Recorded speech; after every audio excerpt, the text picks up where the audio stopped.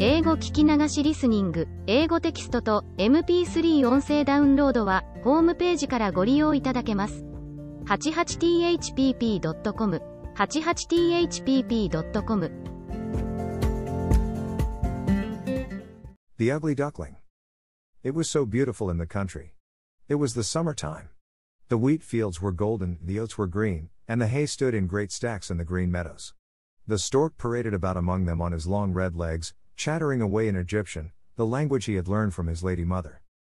All around the meadows and cornfields grew thick woods, and in the midst of the forest was a deep lake. Yes, it was beautiful, it was delightful in the country. In a sunny spot stood a pleasant old farmhouse circled all about with deep canals, and from the walls down to the water's edge grew great burdocks, so high that under the tallest of them a little child might stand upright. The spot was as wild as if it had been in the very center of the thick wood. In this snug retreat sat a duck upon her nest, watching for her young brood to hatch, but the pleasure she had felt at first was almost gone. She had begun to think it a wearisome task, for the little ones were so long coming out of their shells, and she seldom had visitors. The other ducks liked much better to swim about in the canals than to climb the slippery banks and sit under the burdock leaves to have a gossip with her. It was a long time to stay so much by herself. At length, however, one shell cracked, and soon another, and from each came a living creature that lifted its head and cried peep, peep. Quack, quack, said the mother, and then they all tried to say it, too, as well as they could, while they looked all about them on every side at the tall green leaves. Their mother allowed them to look about as much as they liked, because green is good for the eyes. What a great world it is, to be sure, said the little ones, when they found how much more room they had than when they were in the eggshell. Is this all the world, do you imagine? Said the mother. Wait till you have seen the garden. Far beyond that it stretches down to the pastor's field, though I have never ventured to such a distance. Are you all out? She continued, rising to look. No, not all, the largest egg lies there yet, I declare. I wonder how long this business is to last. I'm really beginning to be tired of it, but for all that she sat down again. Well, and how are you today? Quacked an old duck who came to pay her a visit. There's one egg that takes a deal of hatching. The shell is hard and will not break, said the fond mother who sat still upon her nest. But just look at the others. Have I not a pretty family?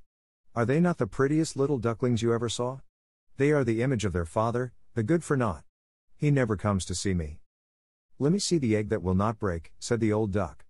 I've no doubt it's a guinea fowl's egg. The same thing happened to me once, and a deal of trouble it gave me, for the young ones are afraid of the water. I quacked and clucked, but all to no purpose. Let me take a look at it. Yes, I am right, it's a guinea fowl, upon my word, so take my advice and leave it where it is. Come to the water and teach the other children to swim. I think I will sit a little while longer, said the mother. I have sat so long, a day or two more won't matter. Very well, please yourself, said the old duck, rising, and she went away. At last the great egg broke, and the latest bird cried peep, peep, as he crept forth from the shell. How big and ugly he was. The mother duck stared at him and did not know what to think. Really, she said, this is an enormous duckling, and it is not at all like any of the others. I wonder if he will turn out to be a guinea fowl. Well, we shall see when we get to the water, for into the water he must go, even if I have to push him in myself.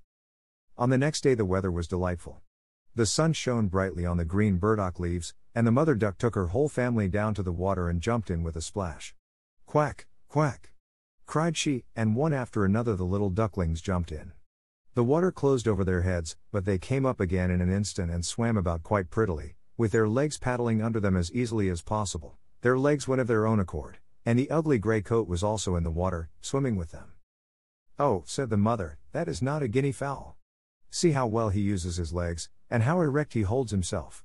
He is my own child, and he is not so very ugly after all, if you look at him properly. Quack, quack. Come with me now. I will take you into grand society and introduce you to the farmyard, but you must keep close to me or you may be trodden upon, and, above all, beware of the cat. When they reached the farmyard, there was a wretched riot going on. Two families were fighting for an eel's head, which, after all, was carried off by the cat. See, children, that is the way of the world, said the mother duck, wetting her beak, for she would have liked the eel's head herself. Come, now, use your legs, and let me see how well you can behave. You must bow your heads prettily to that old duck yonder. She is the highest born of them all and has Spanish blood, therefore she is well off. Don't you see she has a red rag tied to her leg, which is something very grand and a great honor for a duck. It shows that everyone is anxious not to lose her, and that she is to be noticed by both man and beast. Come, now, don't turn in your toes. A well-bred duckling spreads his feet wide apart, just like his father and mother, in this way. Now bend your necks and say quack. The ducklings did as they were bade, but the other ducks stared, and said, Look, here comes another brood, as if there were not enough of us already. And bless me, what a queer-looking object one of them is, we don't want him here. And then one flew out and bit him in the neck. Let him alone, said the mother, he is not doing any harm. Yes, but he is so big and ugly. He's a perfect fright, said the spiteful duck, and therefore he must be turned out. A little biting will do him good. The others are very pretty children, said the old duck with a rag on her leg, all but that one. I wish his mother could smooth him up a bit, he is really ill-favored. That is impossible, your grace, replied the mother. He is not pretty, but he has a very good disposition and swims as well as the others or even better. I think he will grow up pretty, and perhaps be smaller. He has remained too long in the egg, and therefore his figure is not properly formed. And then she stroked his neck and smoothed the feathers, saying, It is a drake, and therefore not of so much consequence. I think he will grow up strong and able to take care of himself. The other ducklings are graceful enough, said the old duck. Now make yourself at home, and if you find an eel's head you can bring it to me. And so they made themselves comfortable, but the poor duckling who had crept out of his shell last of all and looked so ugly was bitten and pushed and made fun of, not only by the ducks but by all the poultry. He is too big, they all said, and the turkey cock, who had been born into the world with spurs and fancied himself really an emperor, puffed himself out like a vessel in full sail and flew at the duckling. He became quite red in the head with passion, so that the poor little thing did not know where to go, and was quite miserable because he was so ugly as to be laughed at by the whole farmyard. So it went on from day to day. It got worse and worse. The poor duckling was driven about by everyone, even his brothers and sisters were unkind to him and would say, Ah, you ugly creature, I wish the cat would get you, and his mother had been heard to say she wished he had never been born. The ducks pecked him, the chickens beat him, and the girl who fed the poultry pushed him with her feet. So at last he ran away, frightening the little birds in the hedge as he flew over the palings. They are afraid because I am so ugly, he said. So he flew still farther, until he came out on a large moor inhabited by wild ducks. Here he remained the whole night, feeling very sorrowful. In the morning, when the wild ducks rose in the air, they stared at their new comrade. What sort of a duck are you? They all said, coming round him. He bowed to them and was as polite as he could be, but he did not reply to their question. You are exceedingly ugly, said the wild ducks, but that will not matter if you do not want to marry one of our family. Poor thing. He had no thoughts of marriage, all he wanted was permission to lie among the rushes and drink some of the water on the moor. After he had been on the moor 2 days, there came 2 wild geese, or rather goslings, for they had not been out of the egg long, which accounts for their impertinence. Listen, friend, said one of them to the duckling, you are so ugly that we like you very well. Will you go with us and become a bird of passage? Not far from here is another moor, in which there are some wild geese, all of them unmarried. It is a chance for you to get a wife. You may make your fortune, ugly as you are. Bang, bang, sounded in the air, and the 2 wild geese fell dead among the rushes, and the water was tinged with blood. Bang, bang, echoed far and wide in the distance, and whole flocks of wild geese rose up from the rushes.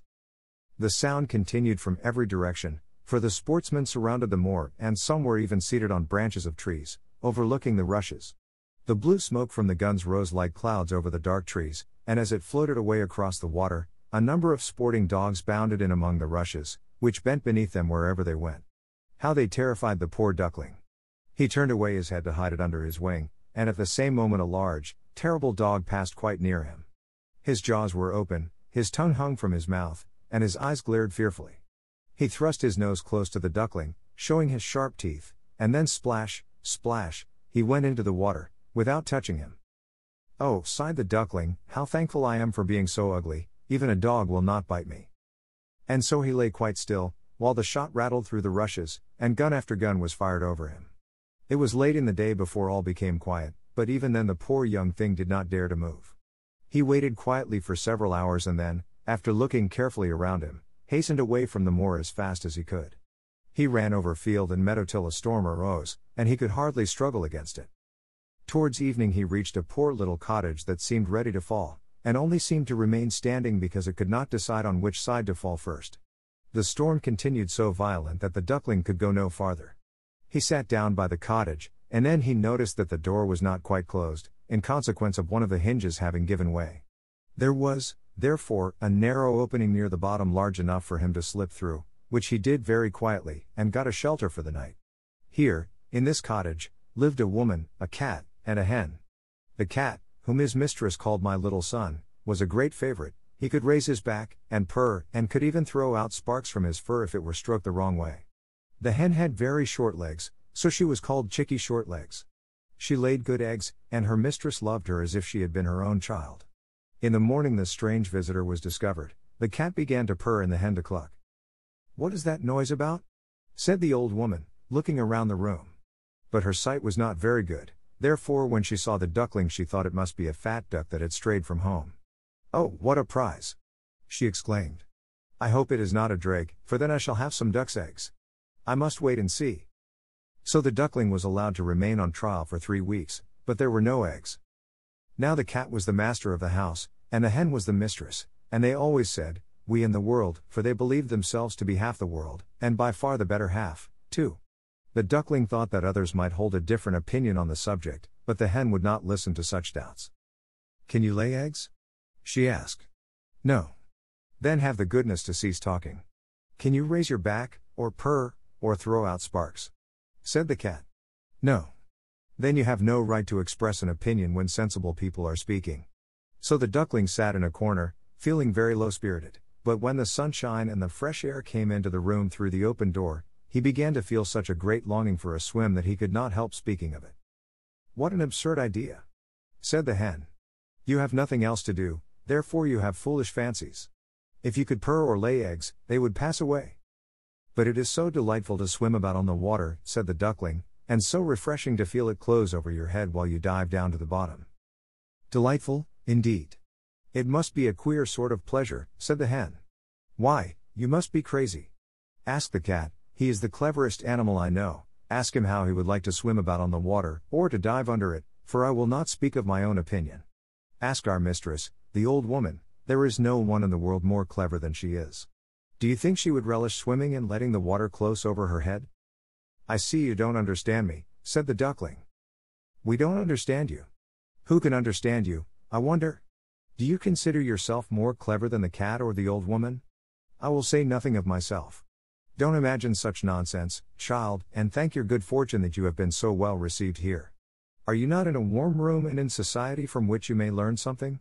But you are a chatterer, and your company is not very agreeable. Believe me, I speak only for your good. I may tell you unpleasant truths, but that is a proof of my friendship. I advise you, therefore, to lay eggs and learn to purr as quickly as possible." "I believe I must go out into the world again," said the duckling. "Yes, do," said the hen. So the duckling left the cottage and soon found water on which it could swim and dive, but he was avoided by all other animals because of his ugly appearance. Autumn came, and the leaves in the forest turned to orange and gold. Then, as winter approached, the wind caught them as they fell and whirled them into the cold air. The clouds, heavy with hail and snowflakes, hung low in the sky, and the raven stood among the reeds, crying, "Croak, croak." It made one shiver with cold to look at him. All this was very sad for the poor little duckling. One evening, just as the sun was setting amid radiant clouds, there came a large flock of beautiful birds out of the bushes. The duckling had never seen any like them before. They were swans, and they curved their graceful necks, while their soft plumage shone with dazzling whiteness. They uttered a singular cry as they spread their glorious wings and flew away from those cold regions to warmer countries across the sea. They mounted higher and higher in the air, and the ugly little duckling had a strange sensation as he watched them. He whirled himself in the water like a wheel, stretched out his neck towards them, and uttered a cry so strange that it frightened even himself. Could he ever forget those beautiful, happy birds? And when at last they were out of his sight, he dived under the water and rose again almost beside himself with excitement. He knew not the names of these birds nor where they had flown, but he felt towards them as he had never felt towards any other bird in the world. He was not envious of these beautiful creatures, it never occurred to him to wish to be as lovely as they. Poor ugly creature, how gladly he would have lived even with the ducks, had they only treated him kindly and given him encouragement. The winter grew colder and colder, he was obliged to swim about on the water to keep it from freezing, but every night the space on which he swam became smaller and smaller. At length it froze so hard that the ice in the water crackled as he moved, and the duckling had to paddle with his legs as well as he could, to keep the space from closing up. He became exhausted at last and lay still and helpless, frozen fast in the ice. Early in the morning a peasant who was passing by saw what had happened. He broke the ice in pieces with his wooden shoe and carried the duckling home to his wife. The warmth revived the poor little creature, but when the children wanted to play with him, the duckling thought they would do him some harm, so he started up in terror, fluttered into the milk pan, and splashed the milk about the room. Then the woman clapped her hands, which frightened him still more. He flew first into the butter cask, then into the meal tub and out again. What a condition he was in! The woman screamed and struck at him with the tongs, the children laughed and screamed and tumbled over each other in their efforts to catch him, but luckily he escaped. The door stood open, the poor creature could just manage to slip out among the bushes and lie down quite exhausted in the newly fallen snow.